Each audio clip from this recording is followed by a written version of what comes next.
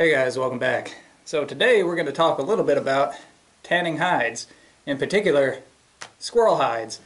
Now this video is probably going to make some people angry because I don't do it the way that the experts say that you're supposed to do it, and I don't care. I started researching how to tan hides back in the late 90s, and there wasn't a whole lot of information online about it at the time. Basically you had to either buy somebody's book or buy their videos. And get their VHS tapes and pop it in your VCR. It just all seemed really overcomplicated, so I started trying different methods and swapping things out and seeing exactly what I did need and what I didn't need. This is what I came up with, which is basically sort of a modified version of the dry scrape brain tan buckskin method of tanning, but instead of brains I use eggs because it works pretty much the same way. And I like dry scrape because I have an easier time getting the membrane off of the hide whenever it's dry and I can sand it or scrape it with a knife. It seems to be easier than whenever it's still green and wet. Anyways, let's talk a little bit more about it. Alright, so here I have a couple examples of some furs that I've tanned over the years with this method. See, I've got two that are hair off, two that are hair on. Now the tanning process is the same, but it is a little bit more difficult to keep the hair on these hides because sometimes just the way that they were stored, you'll get a little bit of bacteria down in there, and that bacteria is going to cause the fur to slip out even though the hide can still be tanned. Also, whenever you're scraping the membrane and everything off of the back side of the hide, if you go a little bit too deep, that hair is going to pull out too. So we're going to work with this hide right here, which you see is already dried out. It's got a borax powder over the entirety of the hide. This is a fox squirrel. All of these are gray squirrel, by the way. And we actually got this squirrel in 2015. I had to look back on my videos. I did one about 2 different methods on skinning squirrels, and this was one of them, June 10th, 2015. So it's been sitting out here in the shed all that time. So I'm sure at some point it's gotten some moisture in here from condensation or whatever else. So chances are that hair, the fur is going to probably slip out. This is going to be a hair off tan. We'll find out about an hour or 2 into the tanning process. If it starts coming out all patchy and everything, well, we'll just take our knife and scrape the rest of the hair off and just make it a nice hair off. First thing we got to do is get this borax powder off of this and see exactly what we got. Stay tuned. Oh, also, you can use either salt or borax powder. I like borax because it seems to keep some of the bugs off of it. I've used just as much salt as I have borax in the past. It all works. Some people will try to tell you that you need non-iodized salt. I don't see what they're talking about. I've used iodized salt, just regular table salt. I've used cattle salt. I've used mineral salt. And the only thing I found wrong with that is that it turns a hide weird colors and it always looks kind of nasty. But other than that, pretty much everything works. Just any kind of salt, any kind of powdered borax solution, it all works. As long as you get it on there, the more the merrier. You can leave this sitting here for 10 years. As long as it doesn't get wet, it should be fine. Alright, let's see what we're working with. You might hear some noises behind me here. That's because just behind that wall, we got 3 litters of puppies. They won't stay quiet for anything. Alright, you can see I've just had this tacked on here with just regular thumbtacks. I'm going to take all these out and check out what the fur looks like. It looks like we have some funky coloration here now that I got the borax off. But I think we're going to be alright.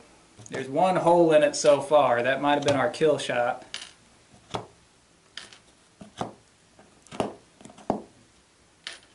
It doesn't look like any bugs have been on it. And I think the different colors that we have here is just the membrane that's still on the hide. We'll be scraping that off. Alright. Okay. So there's the fur side.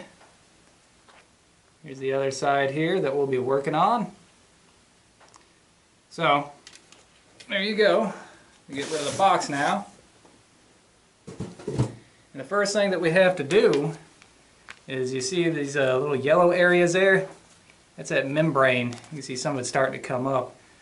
We got to take our knife and scrape that off. We'll buff it up with some sandpaper and then go from there. So don't use a really good knife, okay? Because borax and salt, if you use that, they're a mild abrasive, right? So you don't want to scrape your knife edge around anything abrasive. It'll wreck your edge. You can sharpen it back up. It's not going to wreck it permanently. It's just more than what you probably want to do when you can get away with using something cheap. Alright, you can see there's some of that membrane coming up right there. So just do that over the entirety of the hide.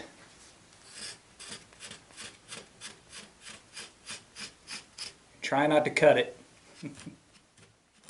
Alright, I think we got that taken care of now. As you see, we got most of that membrane off. We did some trimming. We lost a portion of the tail here just because where it gets really thin right there, the borax didn't get under where the head of the push pin is, and that caused an area for rot to form, and it actually rotted and just pulled right apart. Now, for that same reason, we trimmed around the edges where the tack holes were on the edge to take care of that problem. And it looks like we trimmed a lot. We really didn't. I mean, we got this much on either side there is about all we took off. So we're left with a very usable portion of hide here. And right here in the armpit areas, that's where the hide is the thinnest. And as you can see, we're working in a couple little holes right there. So we just got to be careful with that. And also be careful not to take it down too much. You can go too far taking this membrane off, and if you do, you get down to the bottom of where the hair is at, and that fur will actually just pull right out. So you don't want that to happen unless you want the hair to come out. But for this one, I'm going to try to keep the hair on as long as possible. It's a possibility that some moisture did get into the hide and some bacteria, and that hair may slip out anyway. But we're going to go as far as we can with the hair. Alright, so now on to the main event. We have our eggs. Here I have 3 country eggs. You can use regular store-bought eggs. These came from a friend of mine. Store-bought eggs may even be better because they have a little bit more yolk in there. We're going to separate the yolk from the white portion of the eggs. You can use the entire egg if you want to, but for this I just wanted to show using the yolk. That's the important part. That's the part that's actually going to do the tanning. It has the most oils and things in it. And we're going to set that on here until it's penetrated all the way through the hide, and then we're going to work the hide soft. Alright, so stay tuned. Alright.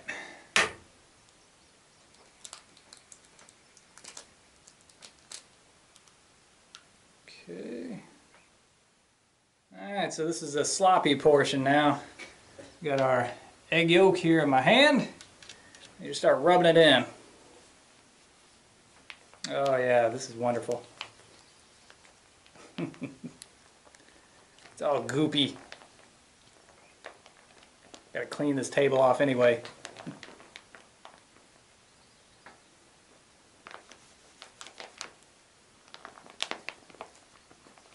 And just keep on rubbing this in until it's completely saturated.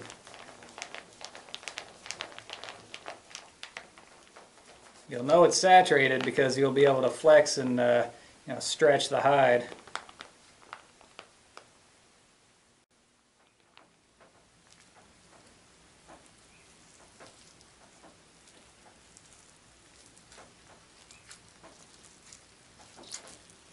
Alright. Squeeze all that in there. Start wringing it out here in a minute. Make sure that it's really gone through the whole thing.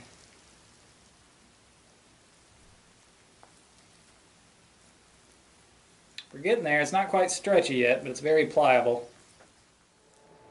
Alright, so here's what it looks like with just one egg in there. You see the fur is getting all matted up and eggy. It's just lovely feeling. But it's pretty dark. As you start to stretch it though, it's going to turn a lighter color. You see up here it's starting to turn. And the more you stretch and pull, it's going to turn basically white by the time you're done. So you just keep on doing this. You can rub it on the back of a chair, rub it over anything else, but as long as you keep it moving until it's completely dry, keep it stretching, that's what you're after. This is breaking down the fibers in the hide, and this is what's going to make it soft. So this can take anywhere from 4 to 6 hours, and you may have to apply more eggs on there to keep it going. Be real careful around the tail. Here I got my fan going over there because it's freaking hot in here. Alright, it's been a few minutes. You can see more what I'm talking about here with these white spots. Whenever this is saturated, you'll be able to very easily stretch this hide. And whenever it stretches, it turns out lighter color. Just keep on stretching it, moving it back and forth until it's completely dry. Now I'm up to 2 eggs now. I may put that third one on there just to be safe.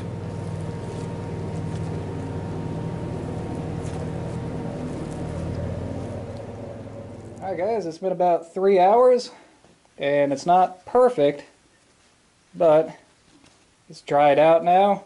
I'm going to show you guys what we got. I'm going to leave it imperfect for a couple reasons. One, to show you what the problems look like on here, and two, because it's so hot, I'm actually rehydrating this hide with sweat, which is the exact opposite of what you want. Okay, so as you see, it looks like leather, because it is. Alright, but some areas like here where it's split, where that hole was, you might be able to see some discoloration there. That is actually some membrane that got left on, and it wasn't able to tan, so that's going to have to get trimmed off there. It's not tanned. If anything, that'll dry back into rawhide. Okay, some of the areas, like up around the edges here, are a little bit crispy. You got to really focus on those edges because they're hard to work to break the fibers to make them soft. So really focus on that, and there's still some spots there that are a little bit harder than I'd like. But if that really bothers you, you can always trim that off. And of course on the tail here, right at the end, wherever it's split off, it's still a little bit rotten there. That'll eventually fall off. That's like paper, okay? Whereas the rest is leather, it's like paper stuck on it. That'll just tear off eventually whenever it's ready. Alright, so not bad. We still have our one original hole here and our other holes in the armpit areas split out. Not too bad. I thought this was a hole at first. That's actually just a little piece of a bloodshot area. It's not a problem, it's just always going to be discolored right there. But for the most part, it looks really good. The fur looks a lot better than I expected. I thought for sure with this being down in the shed here for over 2 years that this fur was just going to come out, but apparently no bacteria got in there, so the borax did its job. Right, so cool. There you go. I think you guys, if you use just a little bit of patience, you can do a lot better than I did. Alright, so there you go. Our nice soft squirrel hide here, freshly tanned. It's as soft as flannel, if flannel had squirrel fur. Squirrel fur is not the softest fur out there, but we did a good job here. In fact, we only used 2 eggs. Got our third egg sitting here on standby still. Now had I used that, I kind of doubt we'd get it any softer, but it would probably be more even had I used the third egg. But anyways, I'm very satisfied with the result. This same method works for larger hides. You could use this for deer hides too. I usually use about 12 eggs for a deer hide. Now if you live way up north where they got the big deer, you probably want 24 eggs. But hey, eggs are cheap. Again, the same thing works with brain tanning. If you got the animal's brain to work with, you can use that too. Okay. So this is going to stay nice and preserved and light and fluffy and soft basically forever. It's tanned. Now it won't do that if it gets wet. If it gets wet, it's going to dry hard, it's going to dry back into rawhide, and you're going to have to repeat this whole process. Now we're going to take care of that whenever we smoke the hide, and that's going to be in the next video, which hopefully, weather permitting, I can get to within the next week. Now smoking the hide is pretty easy. You have a real smoky fire. You set this over the smoke of the fire, let the smoke permeate through the hide, and then that way, if it gets wet after that, all you got to do whenever it dries hard is just work it back and forth in your hands, and it'll come back out soft like this. Okay? Now, we didn't use any fancy lye solutions or pickling solutions or alkaline whatever that other people seem to overcomplicate this mess with. Sure, they may have something that turns out better. This is just my method. It's not the only method. It's maybe not the best method. This is what I use. Okay, the only thing that we did is, we had our squirrel hide. We used some thumbtacks to attack it to a board. Slap some borax on it. Got my borax box right here. This is 20 Mule Team borax. You can also use salt. Any salt, doesn't have to be non-iodized or anything else. And then the only real tool that we used was a pocket knife to scrape the membrane and everything off. I did use a little bit of sandpaper. Okay. Alright, and that's pretty much it. Just slap your egg on there, work it in, and work it back and forth with your hands until it gets soft. In this case, it took about 3.5 hours.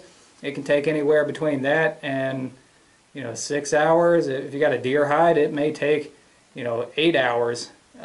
Just depends on the weather, the conditions, the condition of the hide, and of course how many eggs you use too. So anyways, there you go. Hope you guys enjoyed it, and until next time, thumbs up. If you guys have any questions, if I can't get to them in the comment section below, I'll try to get them on the next video. Like I said, hopefully within the next week. Alright, see ya.